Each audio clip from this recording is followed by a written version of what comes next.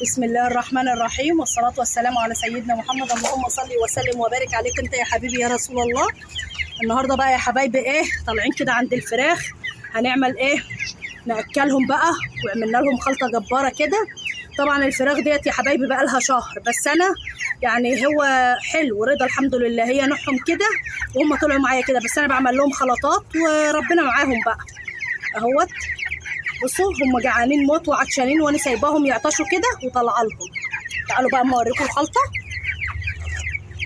الخلطه اللي انا عملتها، اللي انا وريتها لكم بصوا. هنحطها طبعا ونملي لهم ميه اهو يا حبايبي. حطينا لهم العلف اهوت، وادي الميه طبعا بنحط في الميه برضو حاجات تعالوا بقى نعلف الباقي. تعالوا بقى يا حبايبي نعمل الخلطه مع بعضنا. هنعمل طبعا مقطع بصلايه كبيره وتوم وليمون بقشره، ده كله هنضربه في الكبه معاه معلقه او معلقه ونص خل، ده كله هنضربه في الكبه. معايا معلقه كركم، معايا معلقه شيح، معايا معلقه كزبره، معايا نص معلقه جنزبيل ونص معلقه شطه. ده برضو كله هنقلبه على خلطه العلب بتاعه الفراخ، دي بيديلها برضو مناعه حلوه. دوت بنعمله في الاسبوع مرتين او 3، ده على حسب امكانياتك انت، يعني على حسب امكانياتك، بس انا بعمله في الاسبوع مرتين او 3. تمام يا حبايبي. يعني بقى الخطتين اللي هم الصغيرين، طبعا يا حبايبي انا ما رضيتش اصورهم وهم صغيرين لانهم تعبوني جدا. حاطه اهوت عيش على رده على علف، علشان خاطر هم تعبوني والله كتير، اكلتهم علف كتير، وبعد كده عودتهم بقى على العيش والرده والعلف. وطبعا بحط لهم حاجات يعني جنزبيل، توم بودره او بصل او حاجات من ديت بحطها لهم. تعالوا بقى اما اوريكم البط التاني بتاعنا، ونخش بقى على الفراخ اللي انا عامله لهم خلطه جباره جميله. يعني هم تعبوني برده، بس انا الحمد لله ولله الحمد، بحمد ربنا على كل شيء. وده البط بتاعنا اهوت، برضو حطينا له اكل، بس انا دوت حطيت له بقى النهارده ذره على رده على تشيشه على عيش قطعته لهم، او عندك عيش بتفركيه كده وتحطه لهم. تعالوا بقى نخش للفراخ اهو يا حبايبي. الفراخ بتاعتنا طبعا الفراخ ديت يا حبايبي بقى يعني كفايه عليها كده، بقى لها 3 سنين، فهي ما بقتش بتبيض قوي. فانا كل يوم بقى يعني كل ما بعوز بطلع اجيب واحده واذبحها، هم اكلهم خساره لازم يندبحوا يعني، ونجدد غيرهم بقى. تعالوا بقى كده خلصنا اهوت، علفنا الطيور بتاعتنا. غدانا بقى يا حبايبي هنعمل هنعمل النهارده سبانخ.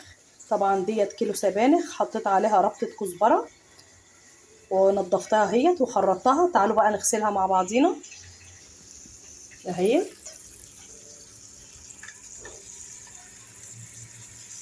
بنغسلها مره واثنين وثلاثه. معايا اهيت زيت على معلقتين ليا، لسه مسيحاهم اهو. طبعا بقى هنعمل مع بعض السبانخ يا حبايبي.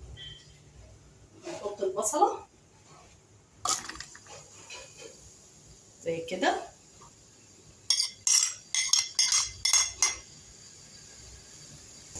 ومعانا يا حبايبي اهوت حطيت البصله تتبل.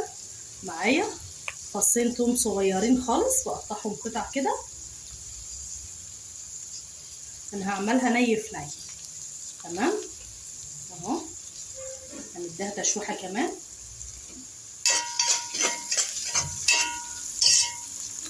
وبعدين هحط عليها السبانخ زي كده.